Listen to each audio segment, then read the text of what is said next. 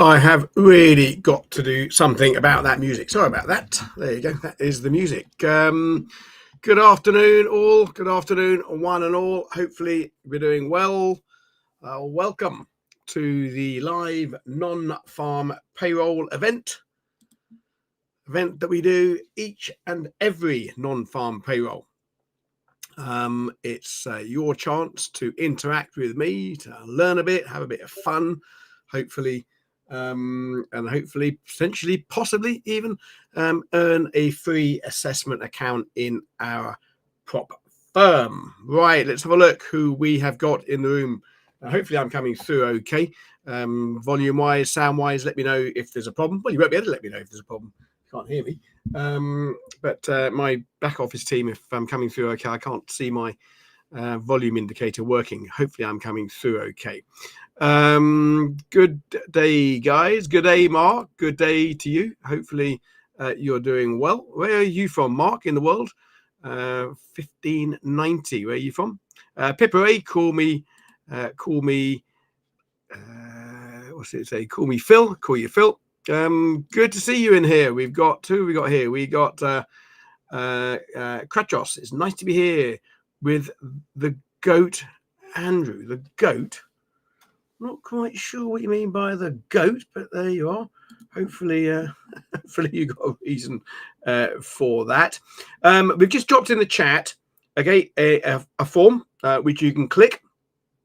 Click that form, and that will basically give you the entry the entry card where you can place your best guess for the live non-farm payroll, which we're doing at the bottom of the hour. It's basically your chance to win a $12,500 assessment account. Now, we're going to give this away to three of the closest to the pin, okay? The closest to the actual announcement. I'll talk about the non-farm payroll, what it all means in a moment. But you can start getting your guess in for those that know what we're talking about.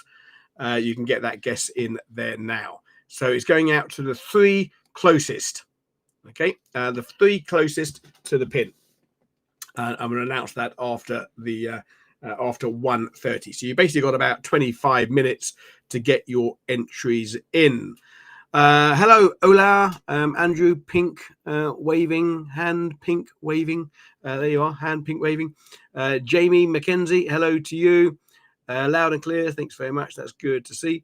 And we've got Mastano. Good afternoon, everyone. Jamie's in the house. We've got, who else we got? We got Liz. Hello from Germany. First time here. You are more than welcome. Hopefully you enjoy your stay here. Liz, have you been trading for a while? Do you have a funded account at the moment? Let me know what level of experience you're at. I think it's always useful to sort of share where you are in the world and, of course, your level of experience. I do this each and every NFP. We do the live event on the Monday as well. I always like to know the type of people that are listening to me in terms of your sort of your experience in the markets. Am I pitching this at the right level? Maybe I'm going to advanced. Maybe I'm going to basic. I like to know general consensus of the people that are listening to me. So do let me know where you're coming in from. This is your chance to ask me any questions. I know a lot of you know me from over the years. It's your chance to interact with me live in this environment, one-on-one. So you've got any questions that you may have sort of pressing, you can use this time to basically address them with me now. But keep it nice, keep it clean, and we'll all have a bit of fun. Okay, so today we have non-farm payroll. Non-farm payroll is it's the main economic event of the calendar month. Okay, so you've heard that expression in the past, when the USA sneezes, the whole world catches a cold. Non-farm payroll, for those that don't know, very briefly, a bit of an economics lesson before we get into the charts and some analysis. But the non-farm payroll basically is the unemployment number out in the US. Okay, so the more people that are joining the workforce is the NFP number. Non-farm, because it doesn't include the agricultural sector, the agricultural which is pretty cyclical. So it's the non-farm payroll. How many people have joined the workforce? Now, last month, there was 177,000 new jobs, new people coming off Social Security and joining the workforce. That's actually been slowing down. Sort of this time last year, certainly, we were seeing that these numbers are sort of above 200, 250, something like that. But it's been slowing down more recently. Now, this month, we are, when I say we, the economists that are around the world that analyze all this stuff are expecting the NFP to come in at 126,000. Okay, 126 is the general consensus over a whole bunch of economists, all the big central banks, all the big sort of banks, Goldman Sachs, Merrill Lynch, Morgans, and what have you. They all have their team of economists, so they all sort of do their work, and they come up with these numbers, and that's just the basic general consensus, 126,000. And why is it important? Well, if more people are joining the workforce, it basically means more people have money. And if more people have money, more people are spending money. And if more people are spending money, it means prices go up. And the central bank, any central bank around the world, basically has to keep prices at a target level of 2%. So this is why it's so important. The more people are employed, the more inflationary it becomes, the more likely that the central bank has to raise interest rates. The dollar yen rises 5% to around 144. So when we are trading the currency markets, when we're trading Forex, we're always looking to see which currencies are going to be strong against which currencies are going to be weak. So if an economy is seeing inflation, it means that the central bank may have to put up interest rates. And if interest rates go up, the currency, in theory, should follow. High interest rates means high currency. Low interest rates, Japanese yen, just heard it there on the squawk, is low. Low interest rates, normally a weaker currency. So that's why we look at this number, because it gives us a clue to the state of the US economy. I'm going to give you my view in a minute. Get your guesses in. You still got about 20 minutes. I'll give you my view in a moment once I talk about these sort of economics that we need to talk about. Then you got average earnings. We're expecting average earnings to show an uptick on a month-on-month of 0.3 from 0.2. But the year-on-year figure is likely to show average earnings coming back down to 3.7% from 3.8%. Okay, remember, if average earnings is going up, it basically means people are earning more money, and people earn more money, they spend more money, and they spend more money, up go prices. Economics is all linked together. It basically means the currency should do better if the average earnings increases. And then you got the employment rate. This has been ticking up really, ticking up from 3.8% at the beginning of the year. It's now 4.2% last month. It's likely to be about 4.2% again this month. Maybe that is the number we need to look at. Okay, the actual non-farm payroll. Well, I think they're all important this month, and the reason why they're important is because you've seen what's happening to the dollar at the moment, but more importantly, if you see what's happening to interest rates in the US, there's all sort of speculation of how many times they will cut further this year. Obviously, Donald Trump is banging on Powell's door saying cut interest rates, but Powell's holding back.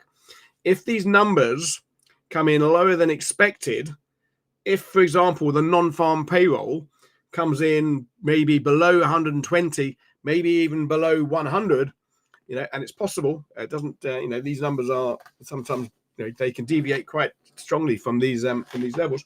These numbers come in lower than expected, maybe 115, something like that. If the unemployment rate ticks up, if that goes to 4.3, maybe even 4.4, if that happens to be the case, then what you're going to see more than likely is the case building for a cut sooner in the interest rates. What's that likely to do to the dollar? It's likely to push the dollar down. The dollar is already down 10% this year since the beginning of January. in anticipation of rate cuts and anticipation of the tariffs and the recession fears. And I saw Elon Musk. I was watching him late last night, talking about recession by the end of the second half of this year. Obviously, he's having a pop at Trump. We'll talk about that in a second.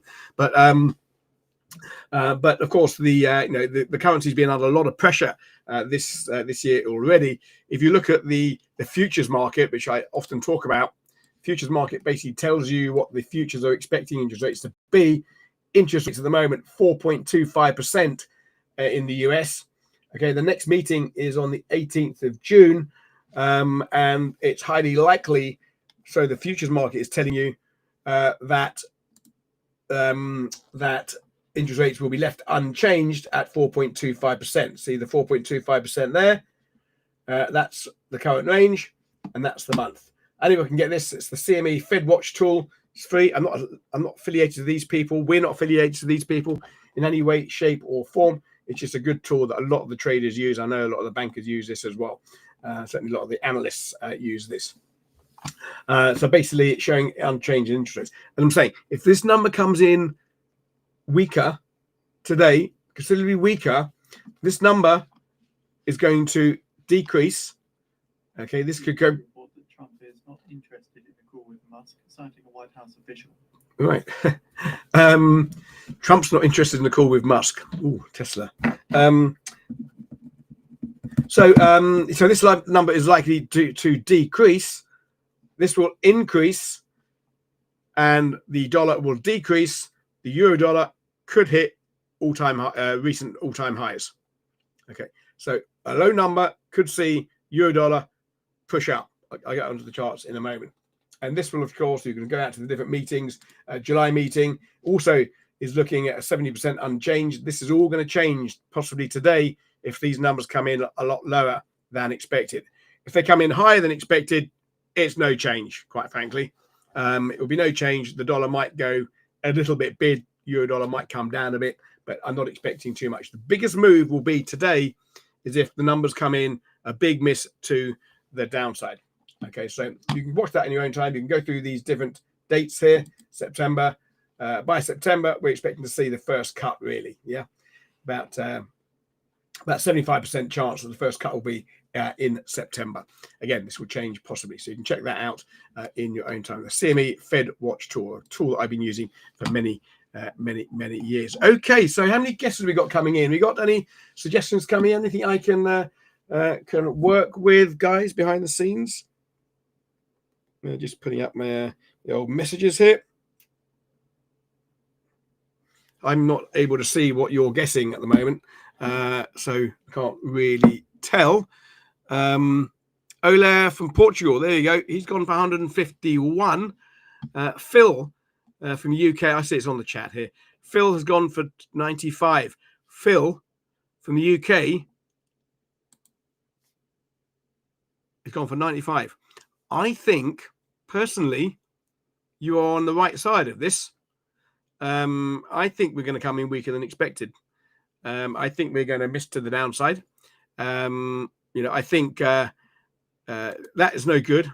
That doesn't get anything. In all fairness, crack toss. If you want to win a $12,500 assessment account, maybe above 200K, doesn't work. You've got to put it on the form and you've got to give an exact number. Otherwise, you won't have a chance of winning.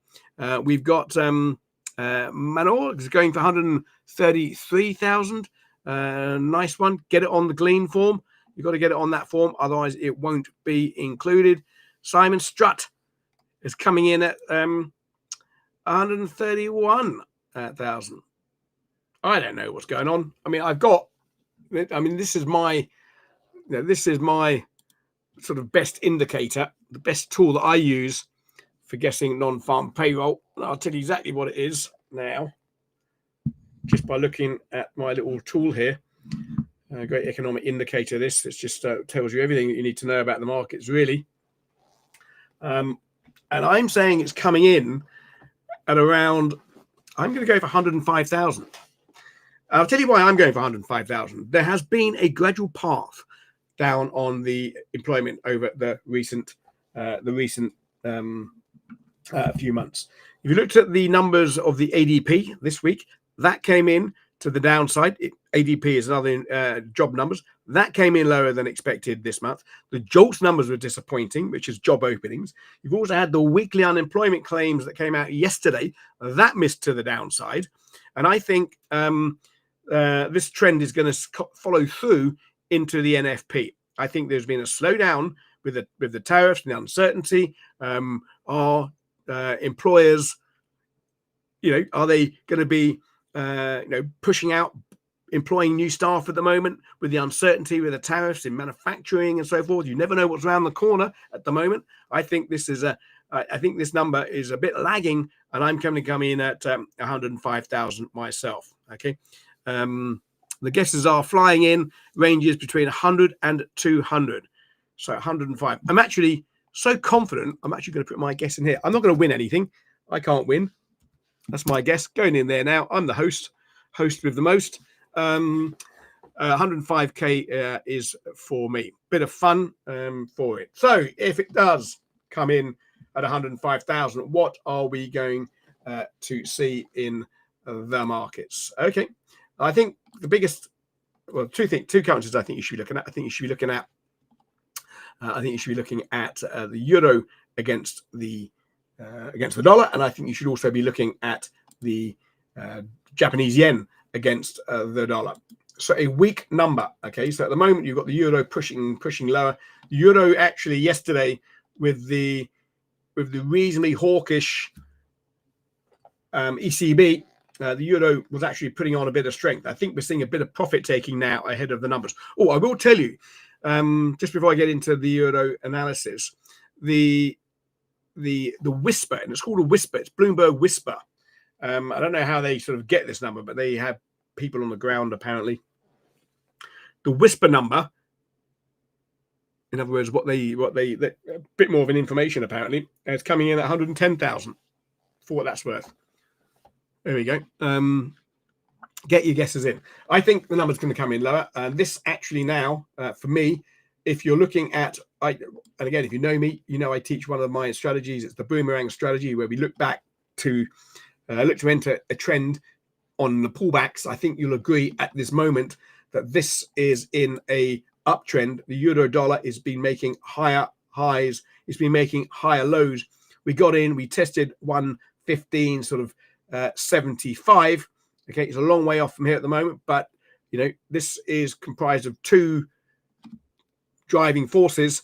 You've got a stronger euro and you've got a weaker dollar. Remember, the dollar is on a it's 10% down against the yen, certainly for this year.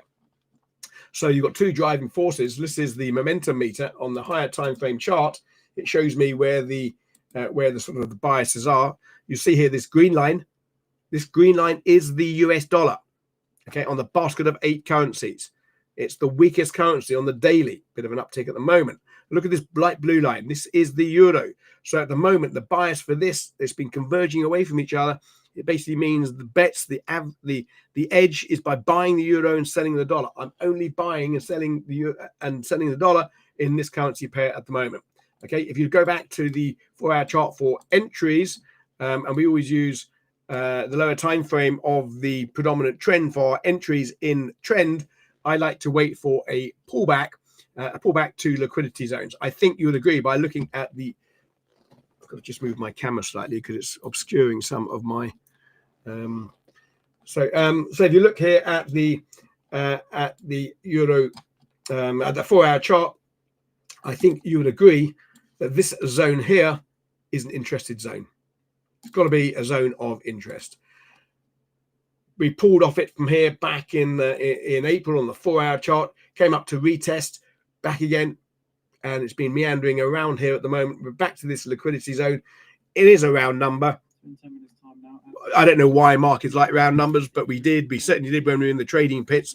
The 00 numbers were well liked. They sort of act as magnets once they get drawn into it. We're basically back down at the moment. I think and I'm not encouraging anyone, by the way, to trade on the actual announcement. You'll hear my squawk. You'll hear my squawk coming out here. I get it real time, instant. You will get it maybe 2 or 3 seconds later, and my voice coming to you on the internet is mostly 5 seconds later. So whatever you hear coming out of the squawk, you won't be able to take advantage of that. And the chances are those that have the big banks and what have you, they will get the information a nanosecond before us. You'll see it happen on the price chart before you can react. I don't encourage anyone to really trade these numbers when they are announced. Trading, it's difficult enough. If you're trading in the announcement itself, you're most probably just playing with lady luck, because what should happen doesn't always happen. We don't actually know where we think we know. We look at, we use charts to give us clues where we think liquidity is, and that's basically what we're doing when we're looking at technical analysis. We're looking for liquidity, and we're looking to be on the right side of the bigger, larger money, if you like. We don't actually know, though. We don't actually know. We're just looking for clues. So if you think that the numbers are weak and the euro dollar should fly up, well, it should happen. Doesn't necessarily happen. You've got to follow a strategy, have your risk apportioned correctly. I would be saying a decent trade for me would be having stops. When I place my stops when I'm trading, I place my stops not with an arbitrary number, 20 pips or something like that. I place a stop where I don't think I'll get stopped out. And if that happens to be further away than the next person, then it's further away. I just position size myself accordingly. I think if this pulls back down, 113.50 really should be on this number, which is just one standalone number. 113.50 shouldn't really get down there. You should find some support. So I'm going to have my stops below around the 113 sort of 40 level, something like that. If I've got my stops around that level, and I can safely put in a profit target of, well, we know where the highs are. We're not going to see any roadblock resistance till we get up to 115.70. If you were to enter on this on a small pullback through that level, and I've got my stops below 113.40, well, that there on an uptrend just gives me a decent risk reward trade. They don't all work, and of course, if they all work, then I'd be unique in this world. But that gives me a decent risk reward trade. The bias is up. Will this 1 month data really affect the central bank? No, it's building a picture, but we've seen the picture being built here already. Interest rates are likely to come down in the US at the moment. Uncertainty, trade uncertainty, everything's uncertainty is weighing on the US dollar. Andy Surf has gone in for 121, playing it close to the shore. Code drop today. No code drop today, Vanar. We're going to give it away. You've got to listen in. Got to listen. We're not doing a code drop. We're doing a nearest the pin giveaway. If you guess the NFP, nearest the pin wins $12,500. Yep. How about the dollar yen? I like the dollar yen. Well, I like it. I think it's a good currency pair to look at. So that's my bias on here for this trade. Do not trade it. I didn't mention, did I? I have to mention this. Absolutely have to mention it. I should have mentioned it beforehand. Oops. Where's my disclaimer? I haven't got a disclaimer up there, but there's a disclaimer. This is not meant for investment advice. Do not trade what I recommend. The levels I put out, not recommend. Do not trade these. It's meant for educational purposes only. It's one currency pair. For what it's worth, I'm not placing my money on this trade over this number. I'm not placing my money. I'm just giving you my views on it. So if you're placing bets and money on that, then you'll know better than, quite frankly, gambling. The form is just about to close. Okay, so you've got about a few minutes to go, a couple of minutes to go, and then we'll shut that off and we'll announce the winners at just after the half past.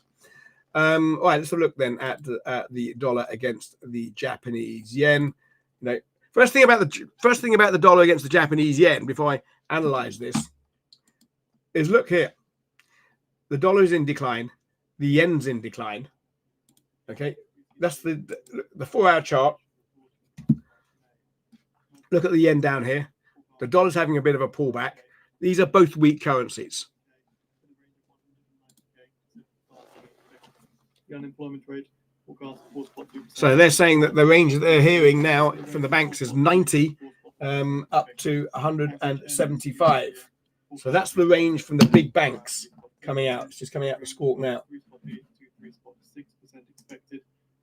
average earnings month over month forecast 0.3% on the prior 0.3%. Okay. Average work week hours forecast 34.3 on the prior 34.3. No Private plans payrolls for forecast Trump 120K to call with on the Musk. prior 167K. How the wheels came off that little train, eh? Payrolls forecast Goodness 95K gracious me. prior 1 1K. thing I will mention is the Bank of Japan is considering slowing down its bond purchasing. If the bonds are not being bought in Japan, that basically means the pressure on interest rates is higher.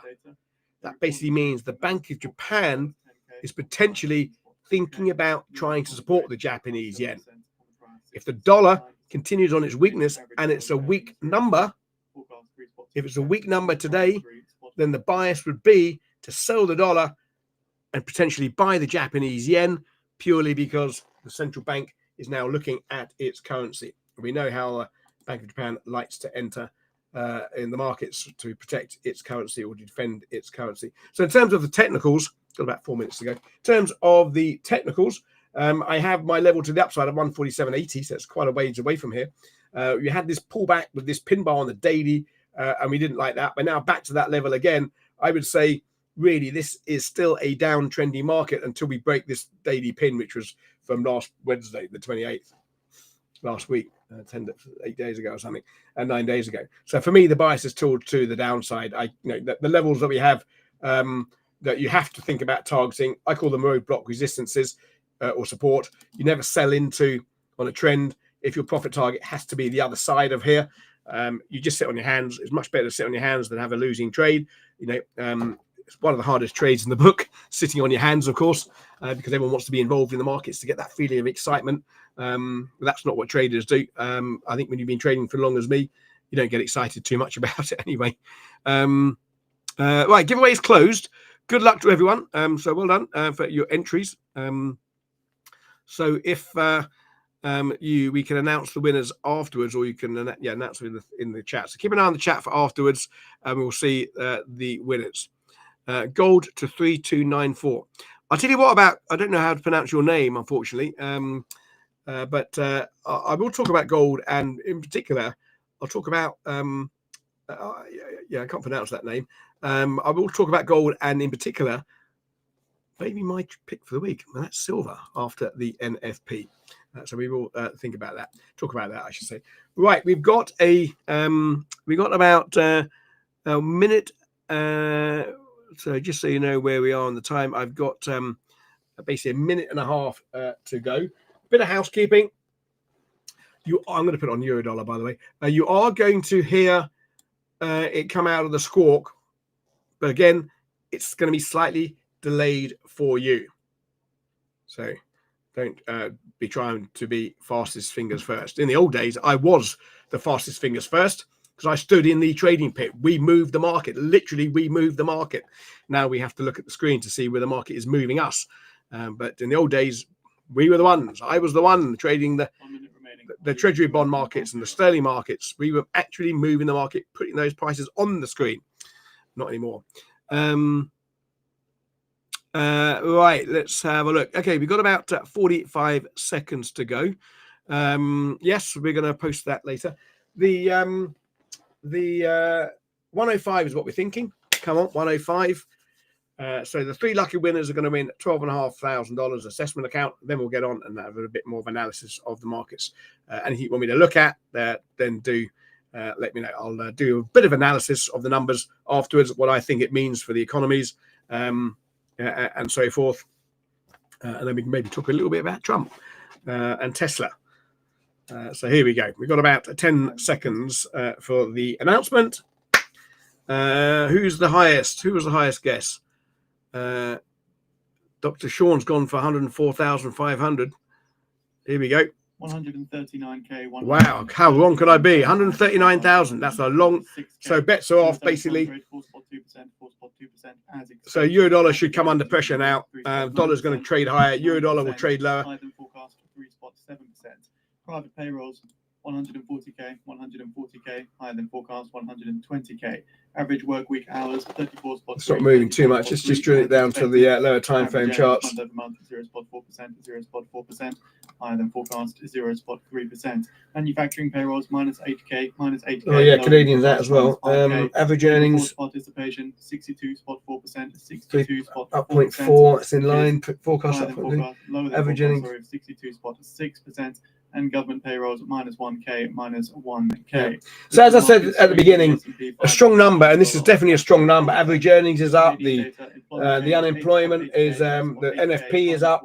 These are actually quite hawkish numbers, which basically means the Fed are not going to be on any pressure to move their interest rates this next meeting. That basically means the dollar may find temporary support, which means the euro may come under slight pressure. I'm not a big fan of selling the euro at the moment, but equally so, just over the next hour or so, most probably you wouldn't want to be you wouldn't necessarily want to be getting a whole bunch of shorts in there on the dollar. It's quite good numbers. US markets, dollar and S&P 500 futures seeing some strength. Treasuries. Okay, so and that's interesting as well. You're seeing strength in the stock markets, which is down to, I don't know, strength in the stock market with interest rates staying higher for longer. Not quite sure why that is happening. Yeah, stocks are loving it. Stocks are loving it because it basically means that the chances of a recession are basically being pushed a bit further down the line. Stocks are loving it. This is the S&P 500. Had a bit of a bounce. It's obviously got this level of resistance to get through. I can't see it getting through 6,000 today personally, but what do I know? I thought it was 105,000 coming in. So there you are. My crystal ball, I can't believe that. That cost me 18 quid on Amazon, and it honestly isn't working at the moment. So I'll have to think about finding some other strategy. Take place within 7 days. That came out at the same time as the non-farm payrolls report. So there you are. All right. Do we have any? Right. They're just running through the data now. Running through the data. We've got Nelson comes in 139,000 after the competition closed. So that's no good. We'll have the winners announced very shortly in the chat. If you can get them ready, we'll have a look at those. So let's have a look then, just quickly before we talk about other stuff. Have a quick look then at the currency markets. Again, don't be trading this over. If you're trading now, just be on a hunch. You're gambling. If you're gambling, then you could end up, as most gamblers, and just end up losing. Okay, we had the pullback. I had the pullback into our. No, I didn't obviously take the trade, but the pullback into this. This entry was on a weak number, and it hasn't had a weak number. But however, again, it's to do with positioning, how the market had positioned beforehand, and you're most probably now seeing. You're most probably now seeing a bit of consolidation. So we most probably end the week within this range, quite a tight range. All right, here come the winners. Here come the winners announced. Keep an eye on the chat. We'll be announcing them in a couple of seconds. The winners of this week's competition. We're going to give away 3 prizes of $12,500 each in our assessment accounts. We've got Jamie M from the UK. Congratulations, Jamie M from the UK. There you are. What was your guess, Jamie? Can we hear what the guess was for Jamie M? What you came in at?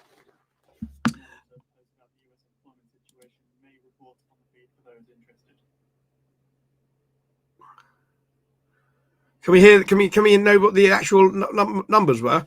They're the 3 guests. They're the 3 winners: Jamie, Moses, and Stephen B from Jamaica. Those were the 3 winners. You'll be contacted by email. So we got Jamie M.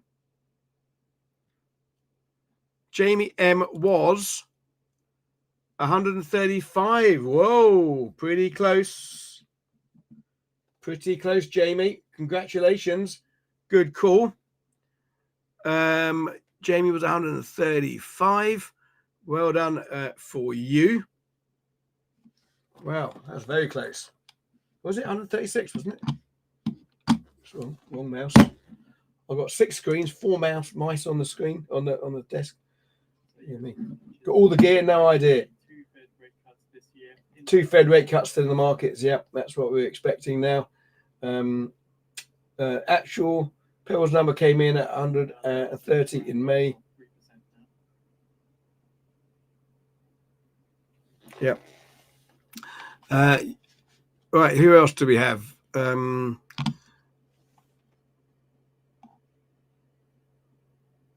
There's no point guessing now. I just want to know what the winners were. So we've got the winners basically being Moses, Stephen, and Jamie.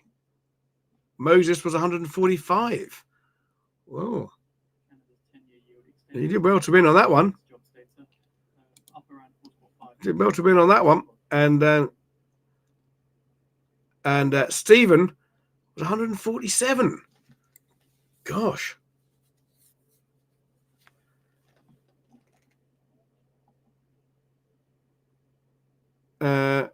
Right. Okay. Well, maybe we'll have some auditing going on those. Remember, when you say Nelson, someone guessed, they've got to put it on the form and they've got to put their email address in. So the fact that they might have put it in the chat doesn't mean it's in the competition. What you put in the chat doesn't count, as we've said earlier. You've got to put it into the form. But well done, yes, indeed, well done for you guys that have taken away a $12,500 free assessment account just for showing up. This is not investment advice, right? But come on, this is Tesla, right? Let me take off that. This is Tesla. Now, Tesla, for those of you, it was really fun last night. I was watching this on the Twitter. I was watching on the X, I should say, on the X. Gosh, that shows my age. I was watching this on X last night with Trumpy boy and Elon. I mean, honestly, I've had some rows with my brother sometimes, and they get silly little rows, sometimes, And I was watching them. I thought, God, this is just like, this is like just like a little family argument, getting very, getting very, very, bitter towards each other. Not that I get bitter to my family, but because of that, we had a 14% decline in Tesla. Now, I know you could tell by the tone that he was saying. He was talking. He was just throwing his toys out of the pram. This can't go on. He's not the only person that's involved in Tesla. They've got a whole bunch of, really, big shareholders that need this. This accounts for a lot of, big players, 401 accounts, and what have you. He can't continue hemorrhaging his stock like this. There's got to be at some point some peacekeeping. There's reasons for the stock being up at these levels. Back a week ago, that is that level here is 20%. Whoops, daisy, 20%, 25% in a week for stock like Tesla to drop back into support zone. This whole area started off at this zone here. This is what people that follow smart money concepts, this is basically smart money. Right? What makes the market move these levels is not you and I buying a bit of Tesla for our little pension pot. What makes this move is hedge funds, it's big money thinking this is a valued stock, we'll get into it. Okay. Now you don't buy all the stock at one place. You put your orders in there and you get, and you see, and you stagger your buys. It's called splitting. That's what we used to do when I used to work in the city. If I'd just been sold, £500 million worth of government bonds, I need to hedge that in the futures market. I don't chuck it all into the futures market at one go. You split the orders. This is what institution, and I used to be an institution trader. This is what institutions do. So the institutions are there. And this is why this whole decline stalled here. There's buyers down here. There's buyers down here at the moment. This is all the mad money, and this is the smart money. I'm not saying this is a smart money trade, but this is basically where you're finding support at the moment. I think these two guys, Trump and Musk, have to come to some type of shaking hands. Come on, let's pat our hands on the back and let's go and have a pina colada somewhere. I think that is an overreaction to what happened yesterday. Now, I think, mind the gap. This has got every potential to bounce from these levels. I think you need some. The bad news is out. The bad news is out. What worse can happen than Musk having a go at Trump for this stock? Yep, he's going to have to do something to support this. Okay, I think support down here, stops down here on a risk reward trade. Buying Tesla at these levels is most probably not a bad idea. Not for a punt, but for a longer term trade for your portfolio is most probably something. And of course, if you're trading prop money, you can't trade Tesla on the prop accounts anyway. But it's just my little view. What you can trade on the prop accounts is possibly my pick for the week. I'll tell you what I'm looking at. And that is silver. Silver has had an amazing run in the last 4 days. Who's talking about silver? Everyone's talking about oil. Everyone's talking about gold. Everyone's talking about the yen or the dollar. Silver's up almost 10% in a week. Silver has lagged behind gold. We know what's happening to gold. Look at gold. You can put, if you want to compare, you just go to that little plus button up the top there. And we put in gold, which is XAUUSD. Yeah. So this is that's the 1 hour. Let's just go to the daily. Okay. So this shows you that basically silver has been lagging behind gold. This here, the orange line, is gold. Yeah, big violet moves upside in gold. Gold hitting all-time highs this week alone, and silver has been lagging behind. Traders are now looking, and remember what's driving up gold. Driving up gold is not just you and I on our prop accounts, on our CFD accounts. What's driving up gold is a whole bunch of central bank buying, institutional buying, hedge fund buying. This is what's moving gold. And now the hedge funds, I think, and other traders, bigger players, are looking at silver. And if you go down to the 1 hour or the hourly chart, yeah, when you see movements like this, big violent moves like this, and then consolidation, and then again a violent move like this. This is what, this is again institutions. They don't chuck it all in at once. Yep. Big violent moves, bit of a consolidation. Big violent moves, bit of consolidation. I think there's institutional money. This is my personal view. Disclaimer, it's only a view. Don't go and trade this. My personal view is that the institutions, the larger money plays, are now looking at silver rather than maybe paying tops in gold, and looking at another precious metal to add into their portfolio. And I think when you see movements like that, yeah, that price action, we never know, but all we can do is use the chart to give us clues as to where the big money is playing. When you see movements like that, look, that move here, this move here, boom, boom, is pretty much exactly that move there, and away you go again. We never know when to get in. I use a simple strategy. I call it the boomerang strategy. I never want to buy at the tops. I'm not going to buy here. Wait for the pullback. I'll wait for the pullback and then get in. I'm never going to buy here. I'm going to wait for the pullback and get in. Now we've had this 13-year high. I thought it was, Andy. You think it's 14 years? It could be 14 years. I think, and now you have this again momentum. Look at these wicked candles. And this is the 1 hour, but you take it to the 4 hour as well. Yep. Excuse me. Indecision. Bit of a pullback. Entries in gold, in silver, to the long side, waiting for the pullback. Now, if you want to be a conservative entry, and there's nothing wrong with being conservative in terms of your entry, that's just a 1 hour chart. But the long, the higher time frame chart, you can mark this on your charts, and we'll talk about it next week on Monday if you come and join me. That level there is your entry for silver, 34.75. If it pulls back down here, if silver pulls back down here, I would be pretty amazed if it doesn't hold. This here, this movement is institutional buying. It's bigger players in the market. Gold's up. It supports gold. It is a safe haven for currency as well. I'd be very surprised if this trickles down here, it doesn't get supported.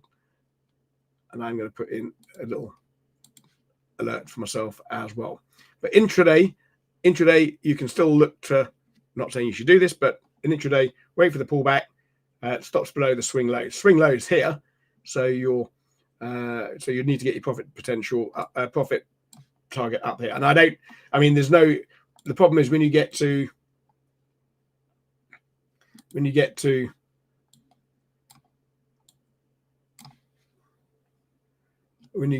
so here's silver. Silver was 2012, so that's 13 years. We were up at this level 13 years ago, and the level after that got up to 50 almost. Wow.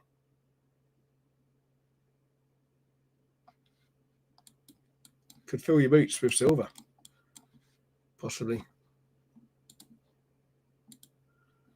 Let's just have a look then, finishing off at the euro dollar.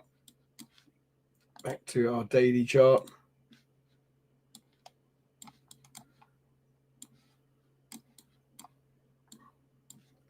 Well, you put in a test. What's this showing me on the lower time frame charts now?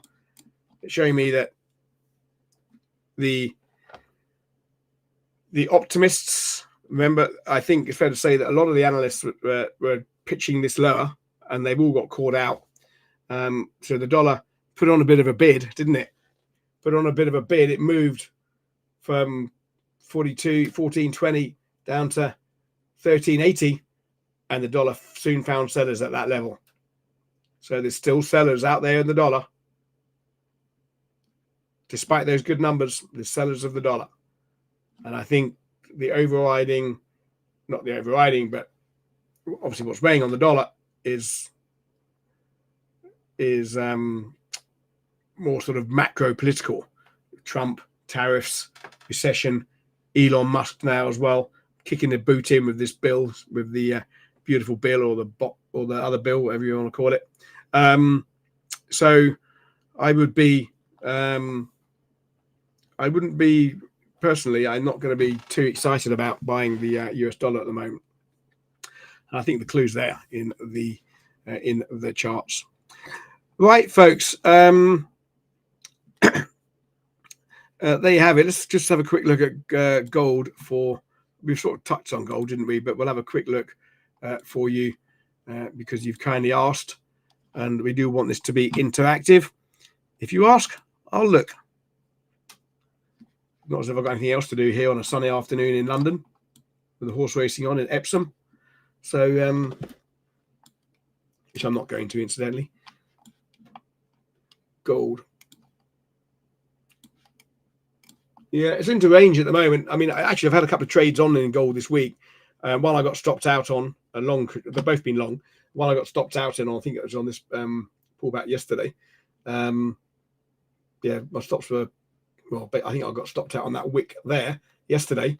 I had a trade on early on in the week where I was long gold. I think on that pullback here, on the higher time frame chart. I'm now flat gold, and I'm not. It's in the range. Yeah, 4-hour chart. Now, the macros, the fundamentals push gold higher. Uncertainty, trade uncertainty. You know, you can see how the stocks love that bit of number today. You know, there's still uncertainty in there with tariffs and what have you. Gold's up on the back of tariffs. Gold's up on the fact that you've got a weak dollar. It's a safe haven flow. So the bias is still up. My trade would be, you know, you've got a nice bunch of higher lows in there, pullbacks as you go, buying pullbacks up to 3,400, 3,430, I think. And if you break through there, you expect to go into range in here. But I think, you know, and I'll hold quite a lot of gold in terms of ETFs, exchange traded funds. which I don't trade daily. I just sort of have them sitting there, and they lag behind, but they're catching up now, my ETFs. But I'm not thinking about selling any of my ETFs in gold at the moment. I'm quite happy to hold those, and maybe even think about waiting more into the second half of this year into gold. So I wouldn't be selling it on an intraday basis. It's mostly flat. Friday afternoon, I mostly wouldn't bother getting involved, quite frankly. But if I would to get involved, I'd either flick a coin, but rather than flick a coin, I'd mostly buy it with protective stops below 3,300. Protective stops below 3,300, and if that was the case, below 3,300 would take you into about, say, 290 is not a bad level, about 10 pips below. Some stops will be there. Profit target, you want to be careful there. I mean, you get about 1-to-1, I think I've seen better things to trade on a Friday afternoon than that.